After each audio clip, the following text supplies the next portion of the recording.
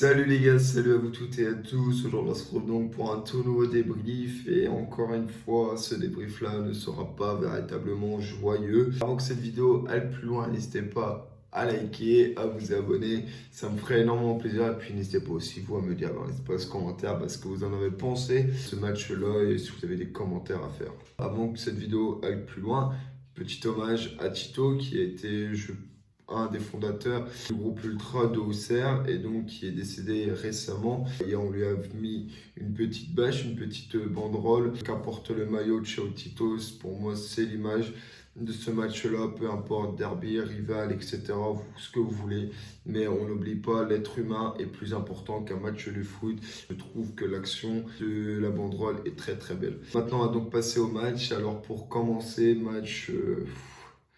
on perd encore des points dans les 5 dernières minutes. C'est le constat qu'on se fait à chaque fin de match à domicile de l'Estac.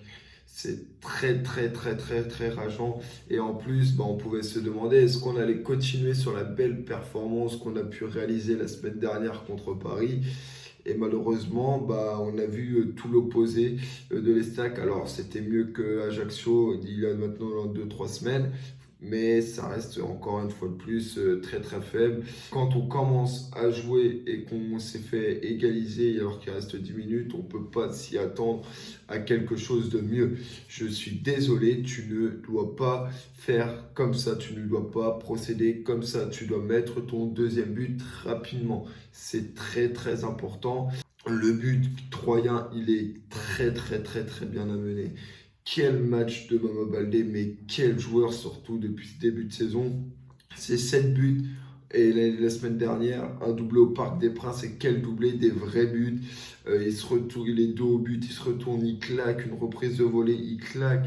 Enfin, hier, la passe décisive, elle est complètement folle, cette passe décisive, c'est très très très fort. Bon, après, la finition de Ronny Lopez, très très bien.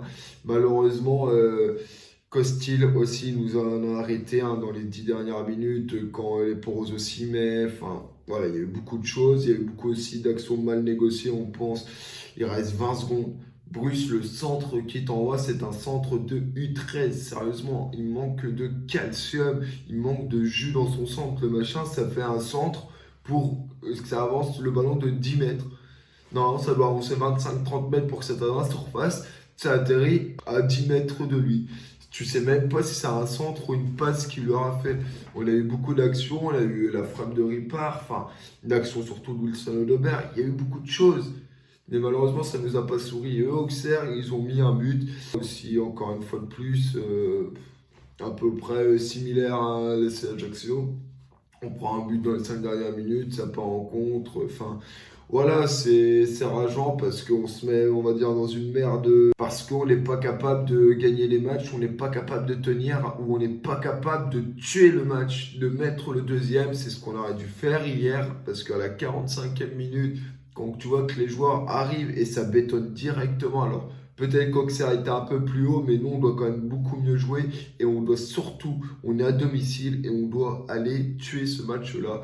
Mais comme d'habitude, on n'en est pas capable et c'est comme ça. C'est la même musique depuis le début de saison. C'est tout le temps, tout le temps, tout le temps, tout le temps comme ça. Et donc, oui, forcément, ça casse les couilles. On va pas se le cacher, ça fait chier. Le matin, on se réveille, on est énervé. On a vu, on était à 5 minutes de tenir encore une fois les 3 points, alors qu'à domicile, on n'a gagné qu'un seul match contre Angers. Et on a joué Auxerre, Lorient, Ajaccio, Angers, Toulouse, et on a réussi qu'à prendre qu'une victoire à domicile face à 5 équipes-là. Je trouve ça limite scandaleux. Alors, peut-être coach ou pas coach, oui, il en a vraiment une grosse part de la responsabilité parce que contre Ajaccio, il nous tue le match avec ses coachings. Contre Lorient, il fait la même. Et hier, pourquoi faire sortir Ronny Lopez aussitôt dans un match comme ça, dans un match où on aura besoin de sa technique, de son expérience? Je ne comprends pas des fois comment on peut se tuer les matchs parce qu'avec un effectif comme on a, jamais, mais jamais on ne doit jouer le maintien. On doit être un peu plus haut, on doit être entre la 10 et la 13e place. Pour l'instant, on y est, mais on n'est qu'à 4 points de la zone rouge. Donc, c'est bien ça qui m'alerte le plus. C'est que les concurrents se jouent tous cette journée-là.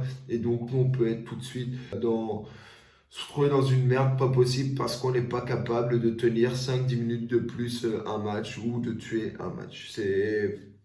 C'est le constat que je me fais et franchement là je suis encore une fois de plus dégoûté de ce match-là. Voilà donc moi les gars je vais vous laisser, prenez soin de vous, restez comme vous êtes et on se retrouve très très rapidement pour une toute nouvelle vidéo. Ciao les gars, bye bye.